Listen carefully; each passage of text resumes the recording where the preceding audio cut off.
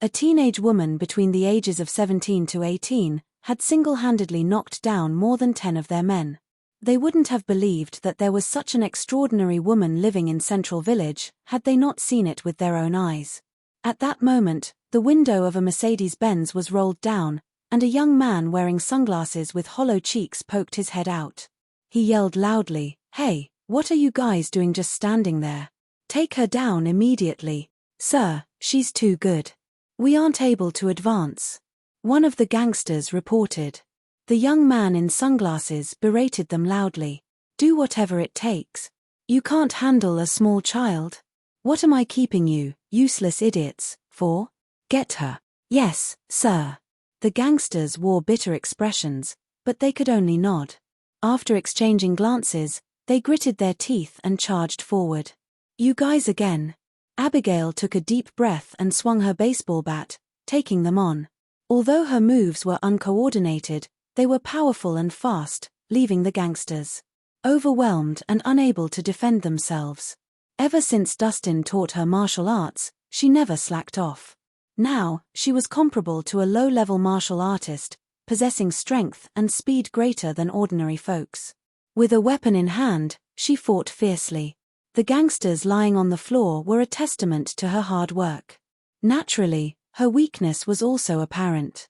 Although she had managed to cultivate internal energy, she lacked experience, not knowing how to control her power. Since she fought this battle purely on instinct, it not only consumed her internal energy greatly but also didn't yield optimal results. Had she gone against a skilled opponent, she would have been at a disadvantage. Abigail swung her bat again, and with a bang, it bent the steel pipe held by one of the gangsters and struck him hard on the head. The gangster fell unconscious to the ground with a groan. After taking on the last person, Abigail was exhausted. She stumbled, barely able to keep herself upright. Beads of sweat dripped down her forehead, and she gasped heavily. In the end, she could only support herself with the baseball bat to prevent herself from collapsing. "Good job, you gave them a good beating. These bullies who only pick on the weak deserve to be punished." The onlookers, who were all Abigail's neighbors, cheered and applauded when they saw that Abigail had won. They were often bullied by the gangsters and finally felt avenged. "Abigail, you're too impulsive. You shouldn't have laid a hand on these people." At that moment, Mr. Robinson limped forward, his face etched with worry. "Why can't I? They're bullying us. Do you want me to just take this sitting down?" Abigail frowned. She thought her courageous act would earn her father's praise. She didn't expect him to reprimand her instead. "Abigail, you're too young. You don't understand how evil society is. These men have people backing them. The situation will only worsen since you beat them up." Mr. Robinson had a pained expression. "So what if they have someone backing them? Do you think I'm afraid? Not to mention, if I hadn't acted, would our house still be standing here?" Abigail scoffed. "Wealth is an external possession. It's all right if they tear down our house, as long as we are safe. You should always remember that safety comes first." Mr. Robinson said earnestly. "You're such a coward that you won't even retaliate when someone beats you up. Do you know that the weaker you are, the more you'll be targeted? How long will it take for you to stand up for yourself?" Abigail screamed. Mr. Robinson was rendered speechless. As a father, he only wished for his daughter's safety. It didn't matter if he was wronged. "I didn't expect you to have some skills, little brat." Suddenly, the young man in sunglasses opened the car door and got out. Behind him were two burly bodyguards dressed in suits. "And who are you?" Abigail gripped her baseball bat once more, her expression wary. "I'm Chad Miller from the Charging Tiger Gang. You just beat up my men earlier." The young man in sunglasses said nonchalantly. "The Charging Tiger Gang?" The onlookers' expressions fell with his revelation. The Charging Tiger Gang was one of the 4 biggest gangs in Millsburg. They were even stronger than the Flame Dragon Gang. They mainly engaged in illicit activities and recruited vile people. Notorious for their brutal methods, anyone who resisted the Charging Tiger Gang would suffer unimaginable pain. Over time, they became untouchable as their reputation spread far and wide. Just the mention of their gang sent fear through the crowd. So what if you're from the Charging Tiger gang? I'm not afraid of you. Abigail raised her bat, her gaze determined. Chad chuckled. I admire your bravery, so I have decided to give you a chance. With a grin, he said, as long as you agree to be my slave and serve me day and night, I'll let the both of you go.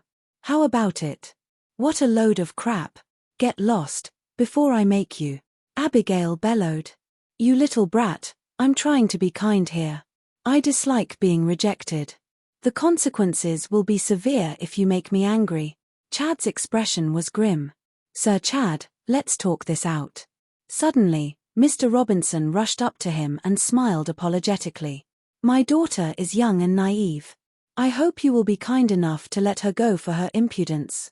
Old man, who do you think you are? Do you think I'm going to let her go just because you said so? Chad glanced sideways at him.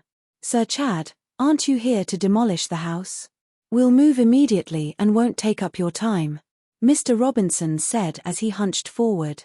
A tit for tat. I want both the house and your daughter. If you don't want to die, then get lost. Chad was losing his patience. Sir Chad I told you to get lost. Mr. Robinson was about to plead when Chad raised his hand and delivered a resounding slap, knocking Mr. Robinson to the ground. Abigail's face twisted in anger. How dare you hit my dad? I'm going to fight you to death. She gritted her teeth and charged forward furiously. As she got closer, she lifted her baseball bat and aimed it at Chad's head. No! Mr. Robinson exclaimed in alarm. Just when it seemed like the bat was going to reach Chad, one of the bodyguards extended a hand out and grabbed the bat. With a gentle squeeze, they heard a crisp-sounding crack. The bat, which was as thick as an arm, was crushed instantly, leaving wood chips scattered all over the ground. Abigail was shocked by how easily he had broken the baseball bat. It was thicker than her arm, for goodness sake. And that person had just snapped it in half like it was nothing? This man must be ridiculously strong. Is that all you've got? How dare you attack my boss when you're so weak? One of the bodyguards sneered disdainfully and sent a kick straight to Abigail's abdomen. Abigail was sent flying into the air and landed heavily on her back, almost 10 feet away. Blood trickled down from the corners of her lips, and for a moment, she could not even get up. She was all out of internal energy, and her body was exerted beyond its limits. She had no strength left to fight back. But her gaze was still firm. It was obvious she wasn't ready to admit defeat. Oi, bitch. Don't you ever, for a single second, think that you can pull this kind of shit with me just because you practice some martial arts. I am from the Charging Tiger gang, and we have countless experts among us. Defeating a small fry like you is a piece of cake for us. Chad straightened out his suit, walked up to her, and looked down at her condescendingly. You have only one option now, and that is to obey me. If you do not, I'll make sure that you regret your decision. Cut the nonsense. Just kill me already. Abigail forced her words through gritted teeth, ready to embrace death. Kill you? Ha ha ha. You're not getting out of this so easily. Chad smirked. Since you're not doing as you're told, I think it's time I teach you a little lesson. Boys, tear her house down. Yes, sir. Upon his command, the 2 excavators that were stopped right in front of the house were immediately ignited. Then, accompanied by the roar of the machinery, they crashed straight through the courtyard fence, over the vegetable patch, and went straight for the house. Stop it. Stop this right now. Abigail was livid. She struggled to get on her feet, but Chad kicked her to the ground again. Loud crashing noises could be heard as the excavators tore through the walls and broke everything down. In no time, the house was tattered and unsteady, it was reduced to piles of rubble, and fine dust rained down.